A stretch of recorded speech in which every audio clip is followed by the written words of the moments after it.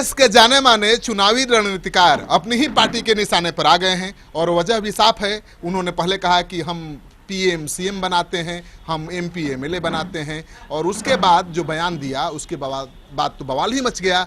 बयान क्या था, जरा गौर फरमाइए।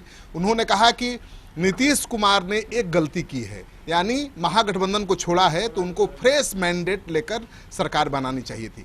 आइए बात करते हैं। इस बारे में बातचीत करने के लिए हमारे साथ हैं जेडीयू के प्रवक्ता, चर्चित नेता नीरज जी। आपके पार्टी के चुनावी रणनीतिकार प्रशांत किशोर ने कितना बड़ा बयान दे दिया।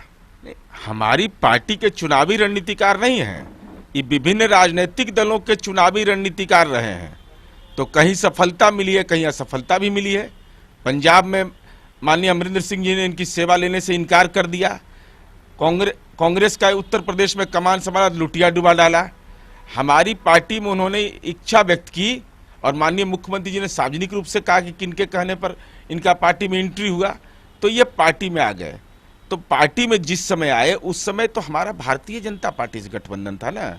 और माननीय नीतीश कुमार जी अगर अपने आप को चुनाव रणनीतिकार बनने का दावा करते हैं तो उनको इस बात की जानकारी नहीं है कि 2015 में चुनाव जीरो टॉलरेंस भ्रष्टाचार पर, माननीय नीतीश कुमार जी चेहरा और 7 निश्चय।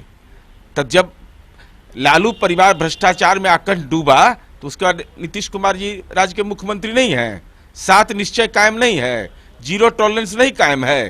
तो ये जो राजनीति में आत्मज्ञान और प्रवचन जो दे रहे हैं, उस समय जब इनकी एंट्री हुई है, जब हमने भाजपा के साथ गठबंधन कर लिया है, तो राजनीति फ्रीलांसिंग नहीं होता है, राजनीति में पार्टी होती है, ऑर्गेनाइज सेटअप होता है, उसके तहत काम करना होता है। ऐसा नहीं कि वैचारिक आजादी है आपको कि जो मनो प्रतिक्रिया देते रहिए, पार्टी खामोश रह जाए। तेजस्वी की भाषा बोल रहे हैं, तेजस्वी यादव तो यही कहते रहे हैं कि फ्रेश मैंडेट लेना चाहिए था, महागठबंधन के जनादेश का अपमान किया है नीतीश कुमार ने, और आपके पार्टी के राष्ट्रीय उपाध्यक्ष वही बात दोहरा रहे हैं। नहीं, बिल्कुल, ये तो महज संजोग है ना कि जाकी रही भावना जैसी प्रभु मूरत दिन देखई दैसी।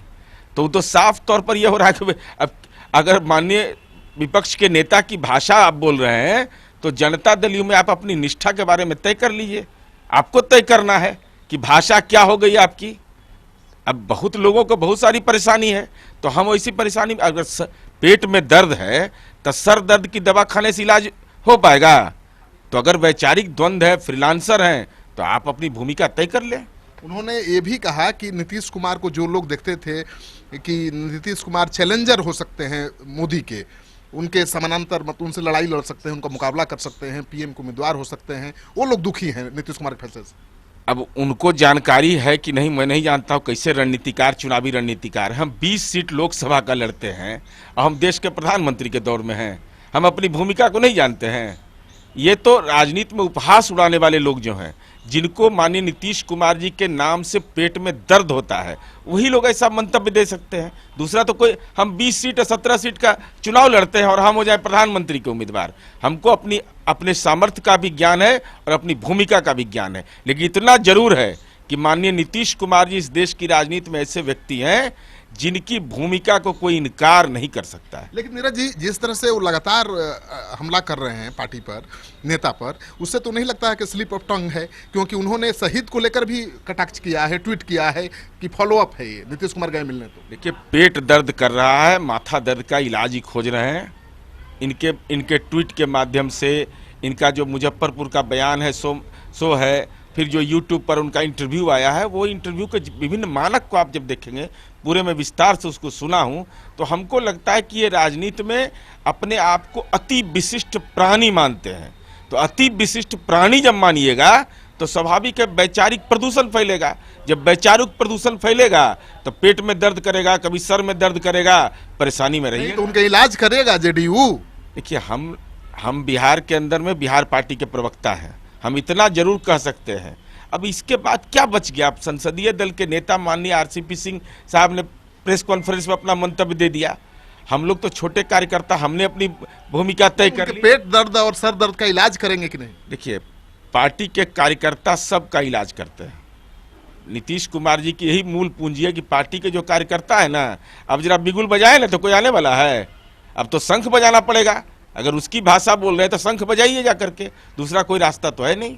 नीरज कुमार जो भी बोलते हैं, माना जाता है कि अंतिम फैसला है पार्टी का? नहीं नहीं, ऐसा नहीं है। हम तो एक पार्टी के प्रवक्ता है, हमारी भूमिका पार्टी लाइन से हट के आप बात नहीं करते कभी?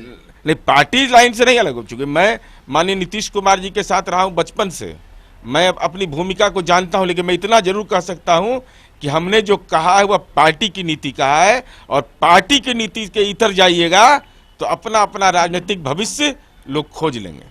तो आपने सुन लिया नीरज कुमार को। आप हमसे ज्यादा समझदार हैं, आप समझ भी गए होंगे कि अब प्रशांत किशोर के दिन गिने चुने बचे हैं जेडीयू में, क्योंकि जिस तरह से पार्टी के नेता के ऊपर उन्होंने हमला बोला है, जेडीयू के तमाम नेता आक्रामक हैं, उन पर लगातार हमला हो रहा है। और जब नीरज कुमार ने हमला कर दिया तो मानिए पार्टी ने हमला कर दिया, और पार्टी ही जब हमला करने लगे चुनावी रणनीतिकार पर तो उनका भविष्य का अंदाजा आप लगा सकते हैं।